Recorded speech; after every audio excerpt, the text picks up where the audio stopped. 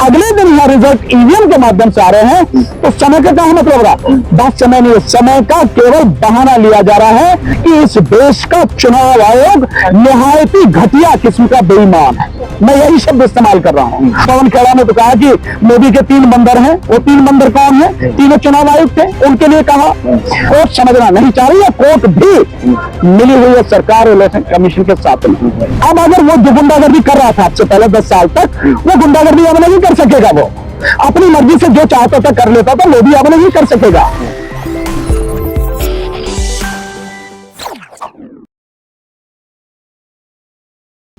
Supreme court और ये सब, मुझे तो ऐसा लगता है कि सब कहीं ना कहीं मिले हुए हैं सरकार के साथ में। यूं कहो कि आरएसएस और बीजेपी के साथ में ये सब मिले हुए हैं। अन्यथा बात समय की नहीं है कि इसमें 10 दिन लगेंगे, 15 दिन लगेंगे, समय ज्यादा लगेगा, क्या लगेगा। अमेरिका इस दुनिया में वो भी एक डेमोक्रेसी है। वहां चुनाव होते हैं तो 1.5 महीने तक गिनती होती है। यहां अगर 1 महीने तक गिनती हो जाए तो क्या होगा? इस ईवीएम को आप लेके आए, उस ईवीएम के माध्यम से इस बार जो गिनती हमने देखी, किस तरह से दोपहर के बाद में बिजली की गई और किस तरह से कितना उसमें समय लगा। मैं जानता हूं, बैलेट पेपर से जब चुनाव होता था, मैं खुद काउंटिंग में रहा, इतनी देर में तो बैलेट पेपर से चुनाव गिनती हो जाती है। हमने सारे सब कुछ देखा कि सुबह होते होते सारे रिजल्ट आ जाते थे। लेकिन जब आप अगले दिन यह रिजल्ट ईवीएम के माध्यम से आ रहे हैं, तो समय का क्या मतलब रहा? बात समय नहीं है, समय का केवल बहाना लिया जा रहा है। हकीकत यह है कि सरकार के साथ जितने भी मिले हुए हैं, सबके दिमाग में बेईमानी है और वो सब मिलकर बेईमानी से इस सत्ता पर काबिज रहना चाहते हैं। बहुत सिंपल सी है। तो चुनाव आयोग की भूमिका को लेकर क्या कहेंगे कि जिस तरह से 10-10 दिन 12 दिन जो है उनका मत प्रतिशत का जो आंकड़ा है देर से जारी किया गया, जबकि बैलेट से जब चुनाव होते थे 24 घंटे में ही वो मत प्रतिशत आ जाता था। मुझे कहने की जरूरत है क्या? अब तो मुझे क्या, किसी को भी कहने की जरूरत नहीं है। ये बात इस चुनाव में पहले, इससे पहले ही हो चुकी थी, लेकिन इस चुनाव में पूरी तरह से सिद्ध हो चुकी है कि इस देश का चुनाव आयोग निहायत ही घटिया किस्म का बेईमान है। मैं यही शब्द इस्तेमाल कर रहा हूं। और सरकार की गुलामी करते हुए वो अपने कर्तव्य को भूलकर इस देश के साथ गद्दारी कर रहा है। यह है इस देश का चुनाव आयोग। और तीनों चुनाव आयोग, जैसा कि अगर मैं उनको देखूं, पवन खेड़ा ने तो कहा कि मोदी के 3 बंदर हैं। वो 3 बंदर कौन है? तीनों चुनाव आयुक्त थे, उनके लिए कहा। तो जब चुनाव आयोग और चुनाव आयुक्त बेईमानी पर उतरे हों, 1,07,00,000 वोटें कैसे बढ़ गई? जो बढ़ा दी गई, 7% पोल हुआ तो 66% पे कैसे पहुंच गया? 6% वोट कैसे बढ़ गई? 5 चरण के चुनाव तक यही आंकड़ा था ना। और टोटल उसके बाद में आया कि लगभग 2 करोड़ वोटें बढ़ गई। और अब रिपोर्ट आ रही है 10 जून की, दवायर की रिपोर्ट है कि 140 लोकसभा सीटों पर जितनी वोटें पड़ी थी उनसे ज्यादा वोटें निकली हैं। और देख रहे हैं आप दूसरा, अभी जो वहां का मैंने नॉर्थ वेस्ट मुंबई का जो मैंने जिक्र किया, जहां शिंदे गुट के जो है वो रविंद्र वायकर जो 48 वोटों से जीते, उसका साला है, उसके साले के फोन से ओटीपी उसमें आ रहा है, उससे जो है मशीन खोली जा रही है। कैसे आ रहा है भाई? ओटीपी अगर आना चाहिए तो उसके उसमें आना चाहिए ना, जो रिटर्निंग ऑफिसर है। लेकिन जो कैंडिडेट है, उस कैंडिडेट के साले के मोबाइल में ओटीपी आ रहा है, उससे मशीन खोली जा रही है, देन गिनती हो रही है, फिर 48 वोटों से उसे जीता हुआ डिक्लेयर करना है। इससे ज्यादा बेईमानी और क्या होगी? ये सब कुछ जाहिर है कि इलेक्शन कमीशन बेईमान है। और मैं समझता हूं विपक्ष को और इस देश के लोगों को सबसे ज्यादा इलेक्शन कमीशन का घेराव करना चाहिए और मना करना चाहिए ऐसे इलेक्शन कमिश्नर्स को, ऐसे इलेक्शन कमीशन को।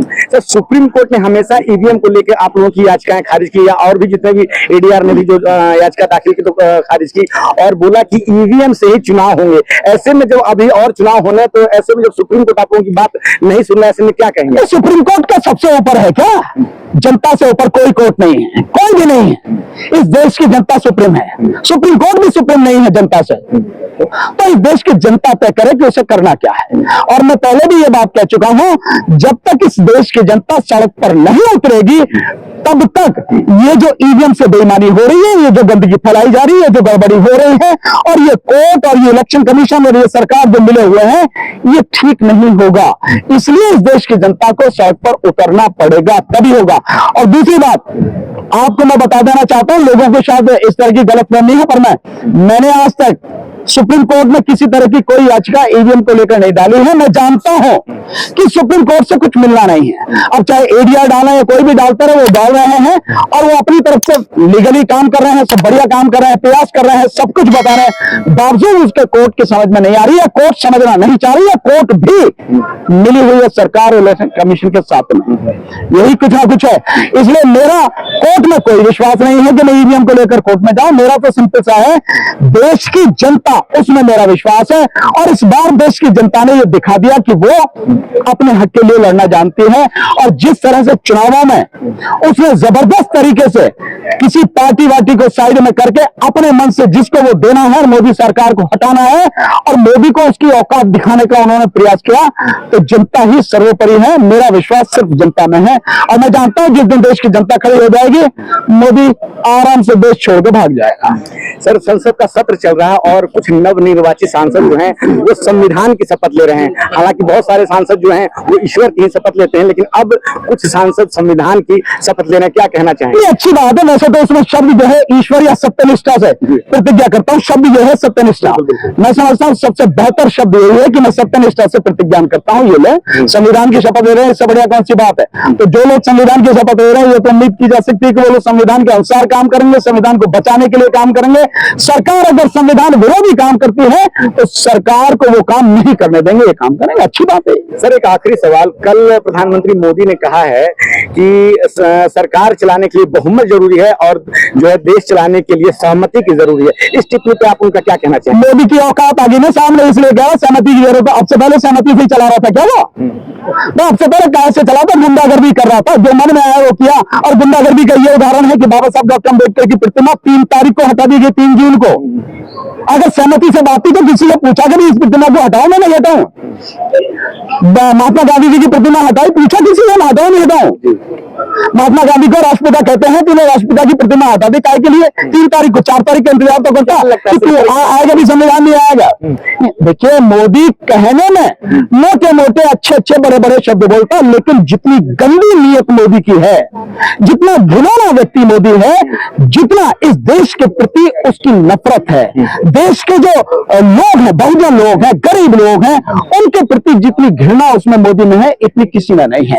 जितना झूठा, जितना बेईमान, जितना बड़ा भ्रष्ट मोदी है, इस धरती पर कोई नहीं है। उनकी भाषा में जो ये परिवर्तन है सर, सहमति से सरकार चलती है, जबकि हम देख चुके हैं किसान कानून और जो है आपको सीआरपीसी कानून, जब 145 सांसदों को निलंबित कर दिया गया था, तो अब वो सहमति की बात कर रहे हैं। क्या कहना चाहिए? नहीं, वो सहमति की बात इसलिए कर रहा है ना कि उसे उसकी औकात याद दिला दी ना जनता ने। भाई, अब अगर वो जो गुंडागर्दी कर रहा था आपसे पहले 10 साल तक, वो गुंडागर्दी अब नहीं कर सकेगा। वो अपनी मर्जी से जो चाहता था कर लेता था, वो भी अब नहीं कर सकेगा।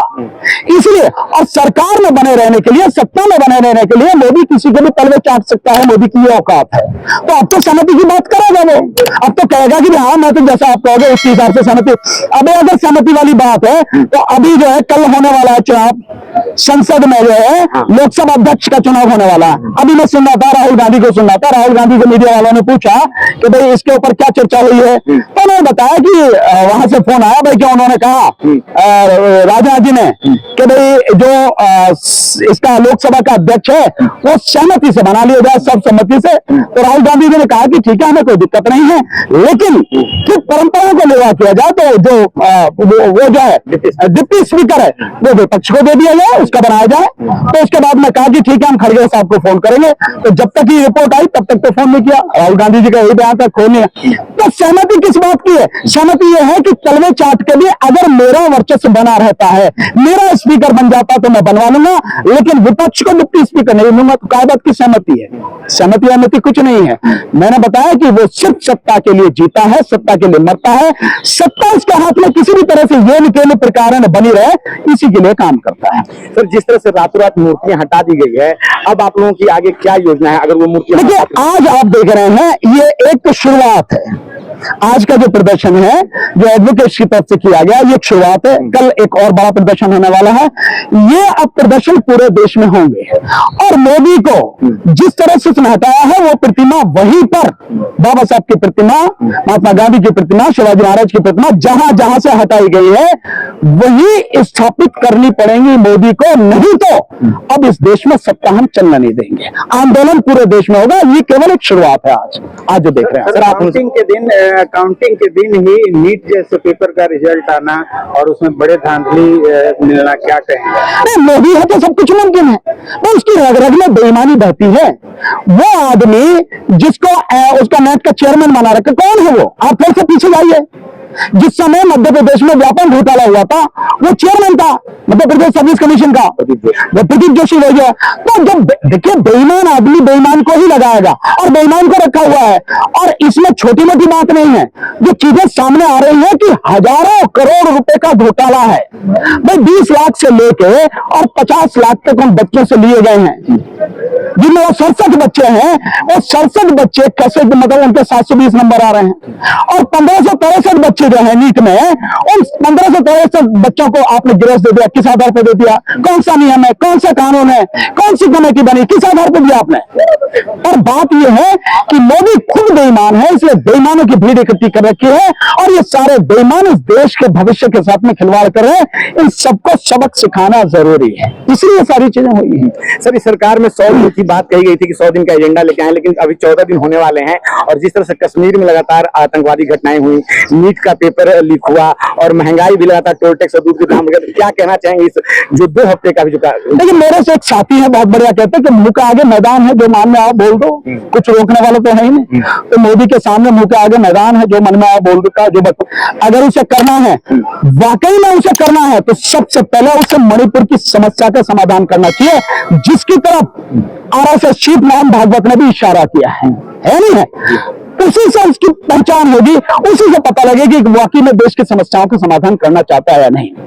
और 370 तुमने हटा दी, उसके बाद में इतनी जबरदस्त आतंकवादी गतिविधियां हो रही हैं, तो 370 का क्या हुआ? क्या मतलब था? और औकात तुम्हारी इतनी कि तुम चुनाव भी नहीं लड़ रहे, कश्मीर में चुनाव नहीं लड़े, सीधे से भाग गए तुम। सो मोदी की औकात दुनिया के सामने आ रही है। मोदी कहता कुछ है, करता कुछ है, सोचता कुछ है, उसकी बात का कोई किसी को भी सीरियसली लेना नहीं चाहिए।